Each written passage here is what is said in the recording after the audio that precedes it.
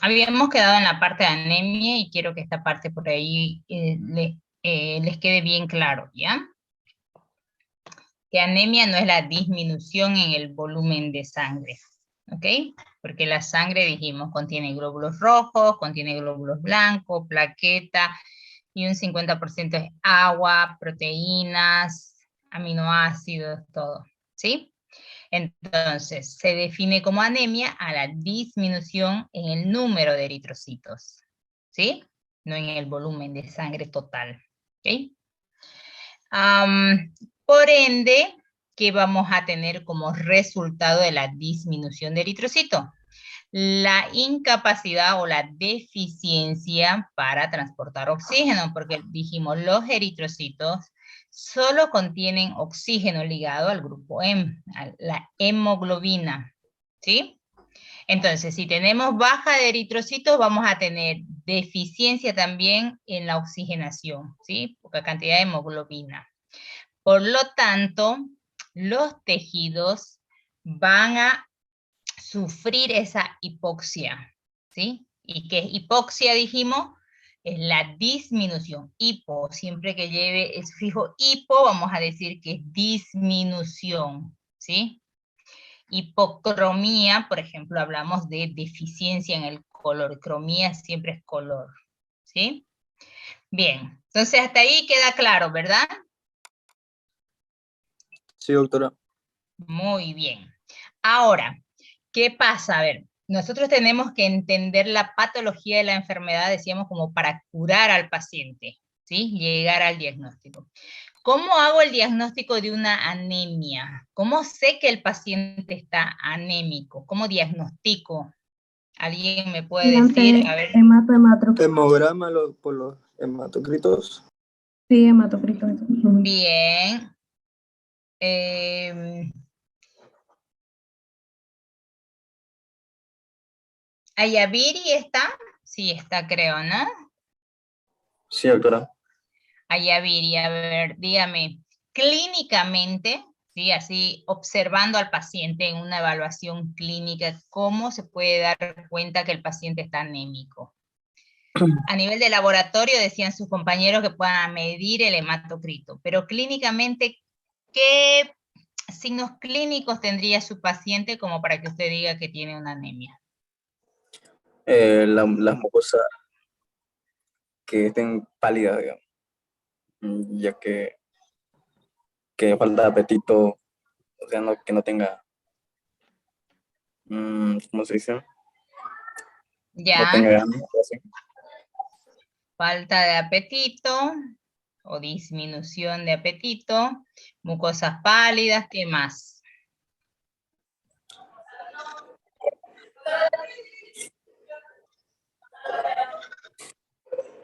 Eso nomás, doctora, sería, que me acuerdo. ¿Cómo respirará su paciente con anemia? Baja respiración. Sí, o tiene una respiración como de muy cansado, yo les Agitado. decía, agitado, respiración corta, más o menos como cuando nos ponen a nosotros, nos llevan a La Paz, todo el tiempo estamos cansados porque nos está faltando el oxígeno. Entonces en los pacientes anémicos pasa eso, que está disminuido su eritrocito y por ende la deficiencia de oxígeno se va a notar en la forma de respirar, ¿sí? Eso Y, van a ser sus signos clínicos, ¿ok? y las mucosas pálidas, ¿no?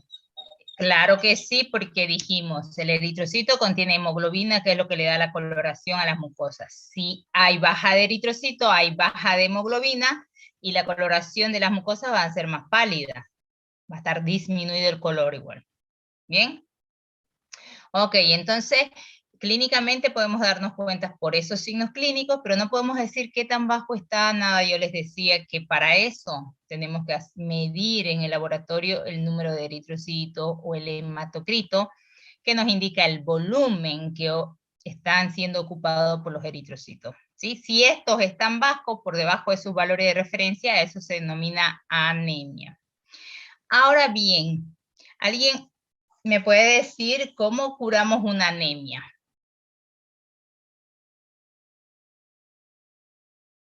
¿Qué tratamiento ustedes harían? A ver.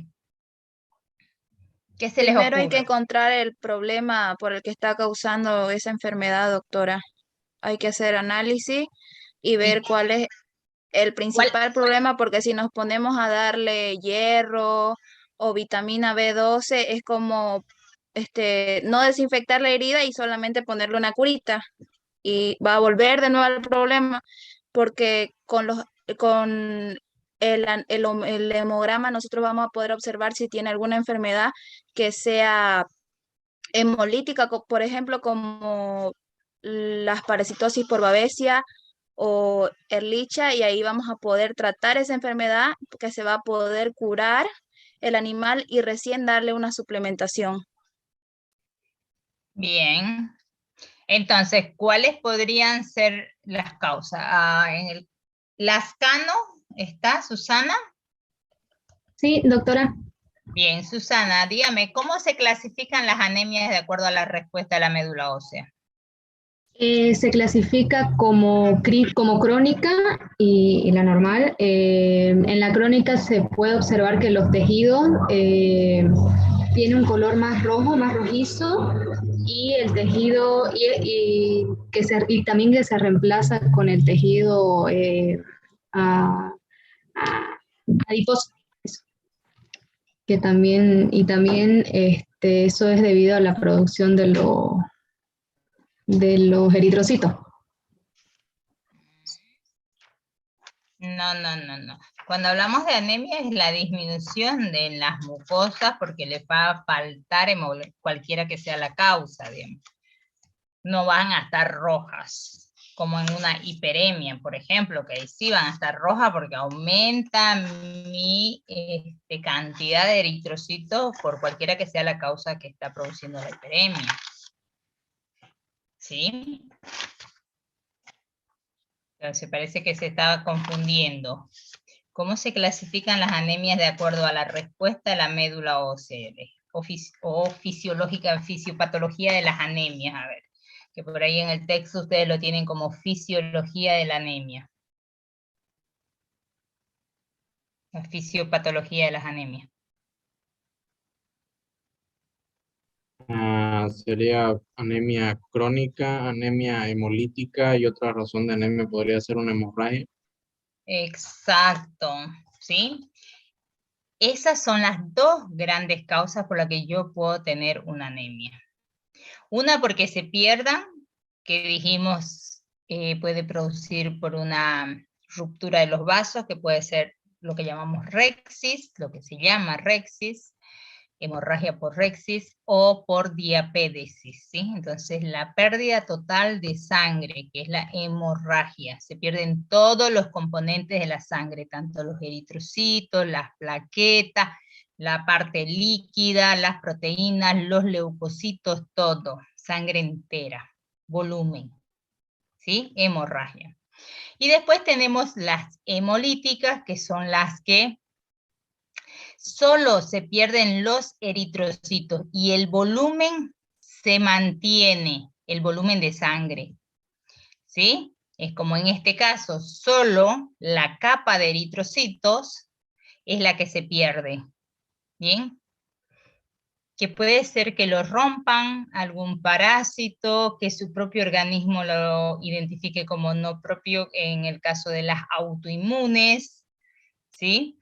Algunos tóxicos que producen hemólisis. Entonces, el volumen total de sangre está normal, pero uno de sus componentes, que son los eritrocitos, va disminuyendo. Y entonces, el paciente tiene el volumen total de sangre, pero cada vez hay más deficiencia de oxígeno porque hay menos eritrocitos.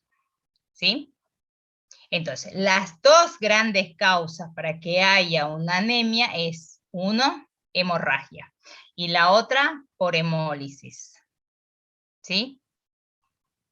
En ese caso, se habla de las anemias regenerativas, es decir, que la médula ósea, que es la productora de todas las células sanguíneas, ¿sí? Puede producir, pero algo pasa en la circulación, o se rompió un vaso y se sale por ahí la sangre, o se sale por diapédesis, en una congestión, en una hiperemia, lo que sea, que aumente la presión hidrostática y salen del vaso todos los componentes de la sangre, pero la médula ósea está bien, está trabajando, sigue produciendo. Y la otra es de que salgan a la circulación y alguien los rompa, los destruya, ya sea una toxina, un parásito, o sea, un proceso autoinmune, lo que sea, ¿sí? Ahora, podemos tener otra causa de anemia en donde la médula ósea esté alterada, la productora, entonces directamente no se producen eritrocitos. Y entonces llegamos a lo que llamamos las anemias no regenerativas, ¿sí? Y esas pueden darse por una falla a nivel medular, ya sea, por ejemplo, las leucemias, ¿sí? Son enfermedades o un tipo de cáncer que no producen tumoraciones, pero que sí hay una alteración exagerada de las células blancas, o dependiendo de la leucemia, ya sean de la serie de los neutrófilos o de los linfocitos, pero el organismo empieza a producir muchos leucocitos, y en ese afán disminuye la producción de eritrocitos, ¿sí? Entonces a eso llamamos una anemia no regenerativa por causa medular. Ahora, podemos tener unas anemias en donde la causa no sea la médula ósea, o sea, a nivel de médula ósea, pero órganos que influyen en lo que es la hematopoiesis. Por ejemplo, como un mal funcionamiento a nivel renal, en donde esté muy comprometido el riñón y ya se pierda la producción de eritropoyetina, que no se produzca eritropoyetina, que sabemos que es una hormona eritropoyética, ¿sí? Que va a aumentar o va a estimular a la médula ósea para la producción de eritrocitos. Entonces, si no hay esa eritropoyetina, la médula ósea está bien, pero no va a producir, porque no hay quien le diga, oye, producí, no hay quien la estimule, ¿sí?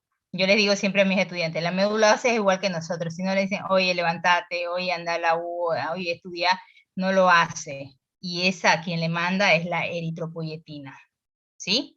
Entonces, una falla renal, una insuficiencia renal crónica, también vamos a tener una anemias no regenerativas, ¿sí? Entonces, las regenerativas van a ser o por hemólisis o por hemorragia.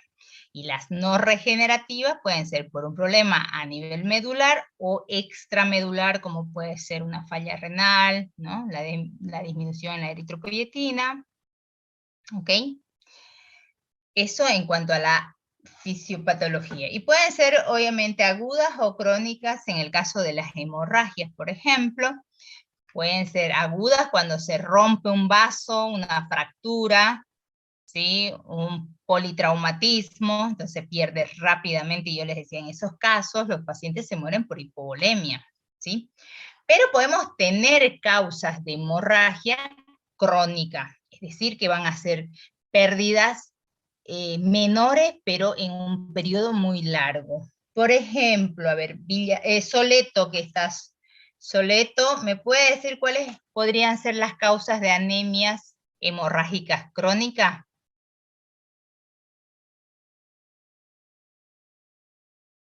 Soleto, ¿me escucha? Por anemia crónica pueden ser todas las que son por parásitos, doctora, Muy donde bien. hay una pérdida de sangre incontrolable. Tanto se puede observar mayormente cuando el perro hace sus necesidades en las heces fecales. Hablamos de parásitos, entonces gastrointestinales, ¿verdad? Sí, ya, muy bien.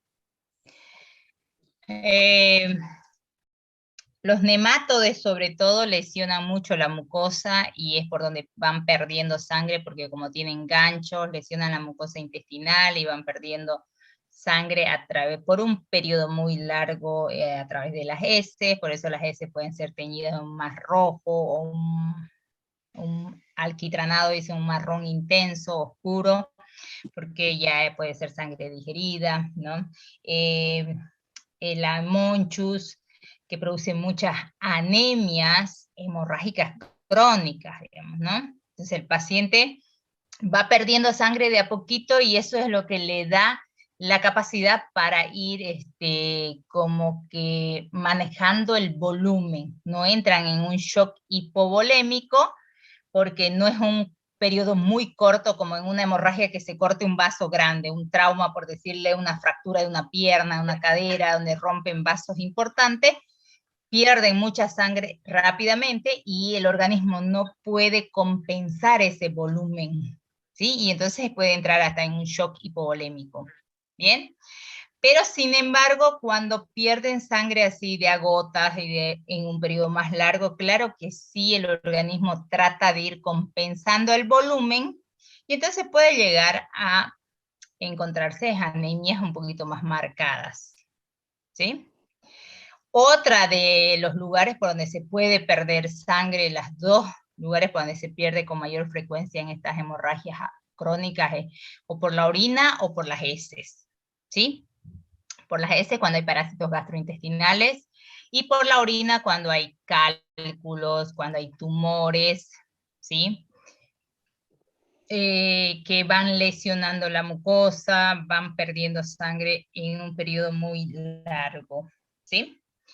En este caso dijimos, cuando nosotros tenemos pérdidas de sangre crónica, como es todos los componentes de la sangre se está perdiendo, llega un paciente a tener una deficiencia de hierro, ¿sí? Porque se pierde todo el eritrocito con todo su contenido, todo su hemo, todo su grupo hemo, ¿sí? Sin embargo, en las hemolíticas, yo le decía, cuando se rompe un eritrocito, lo único que pasa es que todo ese contenido del eritrocito se va a ir a reutilizar.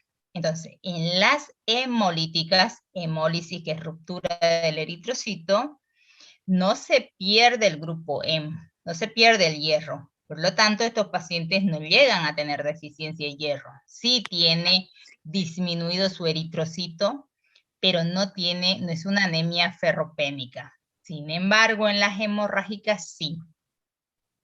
¿Bien? Eso es muy importante para cuando queremos hacer tratamientos, ¿sí? Entonces, las anemias hemorrágicas, dijimos, pueden ser agudas o crónicas. Las crónicas por parásitos y demás, ya sean intestinales, gastrointestinales, sean en vejiga, por ejemplo, porque igual tenemos parásitos, podrían producir hemorragia, y en ese caso sí el paciente va a tener una hemorragia ferropénica, ¿ya? Y en el caso de las hemolíticas, solo se destruyen los glóbulos rojos, el grupo M se reutiliza, y por lo tanto no pierden hierro, ¿sí? Acá tenemos, por ejemplo, algunas de las causas de las anemias hemolíticas. Yo les decía que son estos hemoparásitos, ¿sí? Es una babesia. Fíjense que está dentro del eritrocito y entonces lo va a romper desde ahí y lo que va a pasar es que todo el contenido de este eritrocito se va a reutilizar. Entonces, el paciente no tiene deficiencia de hierro, ¿ya? Ahora, si un clínico obviamente le informan en un frotis sanguíneo de que hay babesia, listo, tiene que hacer el tratamiento a ese agente etiológico. Ya llegaron a la etiología, ¿sí? Se hace un diagnóstico etiológico. No se justifica poner hierro, pero muchas veces, o sea, lo que tienen que poner es un tratamiento específico, un antiparasitario para la babesia, ¿no? Porque si ustedes le van a dar hierro, vitamina B12 y no van a tratar al agente etiológico, obviamente no va a responder este paciente, ¿no? Ahora, si después de tratar o utilizar el tratamiento específico, el antiparasitario para babesia, además quieren suplementar algún hematopoyético como la B12, como hierro, como suplementación está bien. Pueden hacerlo, aunque sabemos que no va a tener deficiencia de hierro ese paciente. ¿Sí? ¿Les quedó claro?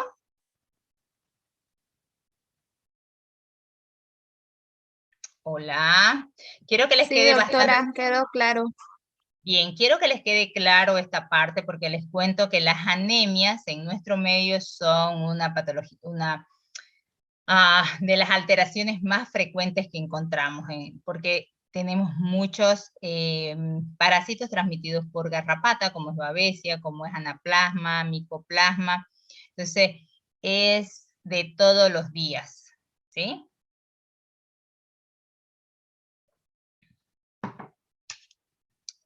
Bien.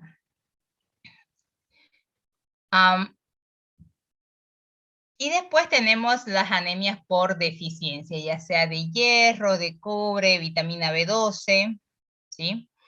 En el caso de la deficiencia de hierro pueden ser estas hemorragias crónicas, ¿sí? O cuando estos animales no consumen, no están en contacto con el suelo, por ejemplo, como en lechones, que se tiene que suplementar el hierro porque no hay de dónde lo incorporen al organismo, ¿sí? La vitamina B12 se da más en lo que es animales de herbívoros que están consumiendo pastos muy deficientes en terrenos que sean deficientes la B12, ¿no?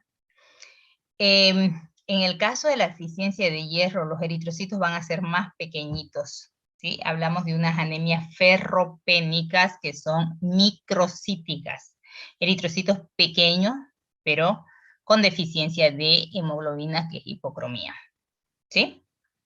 Y en el caso de las deficiencias de B12, pasa que el eritrocito va a ser grande, ¿sí? Digo, va a ser normal de tamaño, normocítico, pero sí va a tener una hipocromía, ¿no? Y en el caso de las anemias por fallas renales, yo le decía que se da una anemia no regenerativa porque no hay la eritropoyetina. Siempre que el riñón esté comprometido en su función hormonal, es decir, que disminuya la eritropoyetina, vamos a tener anemias no regenerativas. Por eso en pacientes con insuficiencia renal crónica, en donde más del 80% de sus nefronas no funcionan y no hay eritropoyetina, empiezan a suplementar al paciente eritropoyetina para evitar esa anemia no regenerativa. ¿Sí? Doctora, disculpe, la deficiencia de hierro era que hace que los eritrocitos sean más pequeños. Exacto. Vamos a hablar de eritrocitos microcíticos, pero hipocrómicos. Okay. ¿Ya? Pasa que los eritrocitos a un principio, cuando salen de la médula ósea, o dentro de la médula ósea, mejor dicho, son eritrocitos nucleados, ¿sí? De los mamíferos, ¿ok? Tienen núcleo, luego se van dividiendo por división mitótica, cada vez tenemos una menor cantidad de núcleo, más pequeño, se va reduciendo el núcleo y se va haciendo más pequeñito, y entonces llega un momento en donde necesita un 60% más o menos de la concentración de hierro para expulsar este núcleo y terminar en la mitosis de 2 eritrocitos con un tamaño normal, ¿sí? Y sin núcleos. Porque si se fijan, en los mamíferos tenemos los eritrocitos, la morfología es que es un eritrocito anucleado, ¿sí? Pero ¿qué pasa? Cuando no completa ese 60% de hierro, entonces tenemos al eritrocito aquí con su núcleo, que está por expulsarlo, pero como no tiene esa cantidad de hierro, entonces este se divide en 2 eritrocitos más pequeñitos, ¿sí? Entonces se llama microcitosis o eritrocito microcítico e hipocrómico, ¿sí? Disminuido también en su color. Entonces por eso todas las anemias hipocrómicas microcíticas se van a dar por deficiencia de hierro. ¿Cómo mido el tamaño de un eritrocito? En el hemograma me da un valor que se llama el BCM, que me indica el tamaño promedio de un eritrocito. Si el BCM está disminuido y tengo una disminución de eritrocitos, me está diciendo la anemia es microcítica, ¿sí? Y después, en un frotis coloreado, vemos la concentración de hemoglobina, o se mide igual en un aparato, en un fotorrefractómetro, o por fotocolorimetría, la cantidad de hemoglobina, y ahí les dice que si está bajo también es hipocrómico, ¿no? Así se clasifica esa anemia. ¿Bien?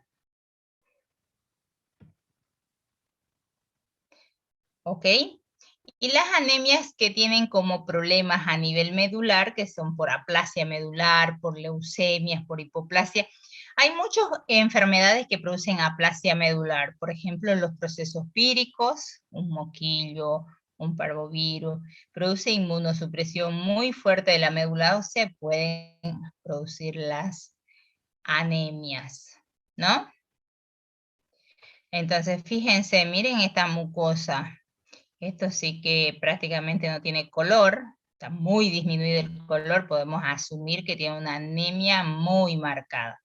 Y aquí sí los tejidos ya empiezan a decir, oye, necesito más oxígeno, y empiezan a solicitar, empieza a estimularse al riñón para que produzca eritropoyetina, y la eritropoyetina estimula la médula ósea para la producción de nuevos eritrocitos.